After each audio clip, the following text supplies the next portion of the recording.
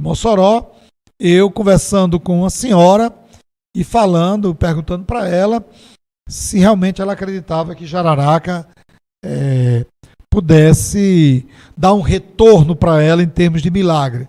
E eu lembro, disse isso no programa passado, ela apontou o dedo assim para mim e disse: Jararaca não, Zé Leite. Né? Aí eu pergunto a você: Jararaca não, Zé Leite, ele obra milagre? Se obra, você lembra de algum depoimento que diz: olha, eu consegui, o milagre de Jararaca foi esse e tal? Conta aí pra gente, nosso internauta, o nosso público está querendo saber. Afinal de contas, Jararaca, aliás, Zé Leite, é santo? Bom, isso é interessante porque, veja, as pessoas têm que fazer uma distinção muito clara de determinados processos, que são de longa duração. Principalmente os processos relacionados ao morrer, né? Longa duração.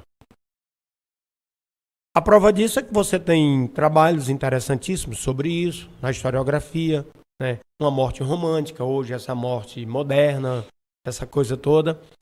Mas no caso desses bandidos vistos como criminosos, emos da desordem e tudo mais, não cabe nas pessoas que não pesquisam, as pessoas comuns que vão ao cemitério, que não pesquisam, relacionar um criminoso a um milagre. Relacionar um sujeito que narrativamente, né, foi apontado como jogar uma criança para cima e apontar na ponta da faca. São pontos, são construções discursivas que não existem, pelo menos eu não conheço, provas cabais de tal, processos, crimes de tal. Mas que na própria circularidade da narrativa, eles aparecem. Veja, o Jararaca, que é o José Leite, a representação daquela cobra da peçonha, do perigo,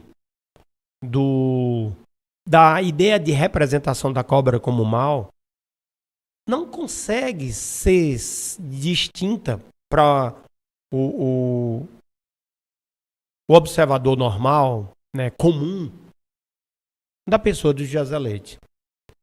Uma pessoa que se baseia em narrativas que chegaram na margem, essa pessoa, nunca ela vai dizer que é a Jararaca que ela está fazendo uma devoção, pedindo alguma coisa, porque a relação entre essas pessoas e José Leite é sempre uma negociação.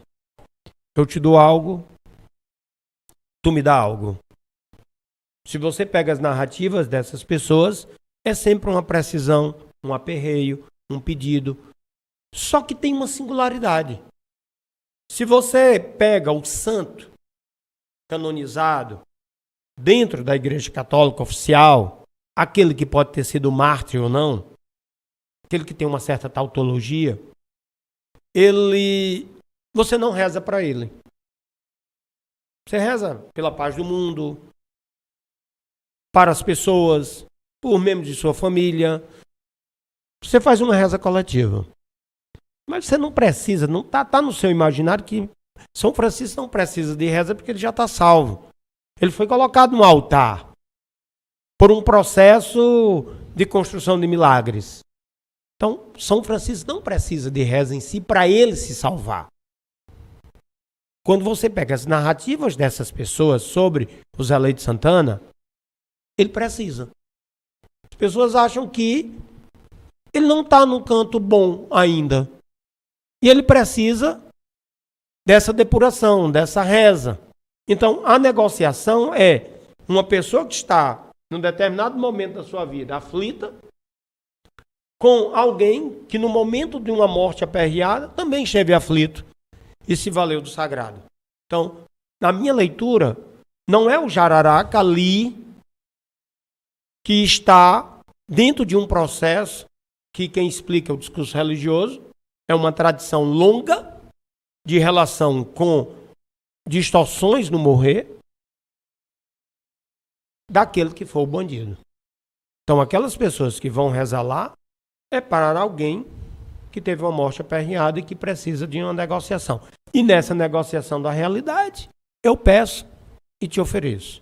Ofereço a você, Zé Leite, para aquela pessoa que não está dentro desse processo e para a própria mídia, que produz jornal para vender pelo menos o jornal impresso, e esses outros não mudam a lógica do produto, ele quer espetacularizar.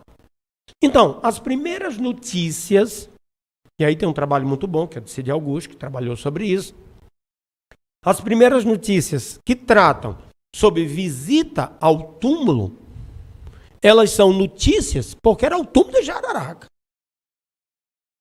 Era um bandido, como muitos e muitos e muitos que você sabe muito bem, que viram santos de cemitério pelas circunstâncias da morte. Como muitos e muitos que viram santinhas, donzelinhas, por conta de situações trágicas. A lembrança do Jararaca, Zé Leite Santana, é uma lembrança trágica. Tanto na vida que ele tem como criminoso, como na morte. Como aquele que se vale. Então, é nessa abertura, é nesse espaço do sagrado e do profano que se constrói aqueles que dizem, não, eu não aceito isso. E aqueles que em determinada circunstância não olham para São Francisco, não olham para os santos canonizados, mas olha para o Zé Leite Santana e vai lá. Para mim, a minha leitura como pesquisador, José de Leite Santana não é um santo. Pela própria leitura que os devotos fazem, que ele sempre diz, santo é Jesus. Mas ele é alguém que está em um processo que ainda precisa ser muito estudado. Veja, eu passei 2, 3 anos estudando isso, continuo estudando, e hoje tenho outras pesquisas, mas o meu interesse hoje em Jararaca é tentar entender, para além dos documentos que a igreja produz sobre santificação, sobre cristianismo ibérico, é entender que modelo de justiça é esse que permite tal feito. Para mim é muito importante, Lemuel, entender uma determinada circunstância de alguém se sensibilizar com uma trajetória como aquela e conseguir distinguir. Para mim isso é fundamental para entender, dentro do discurso religioso, essa abertura que permitiu, na morte, uma nova vida.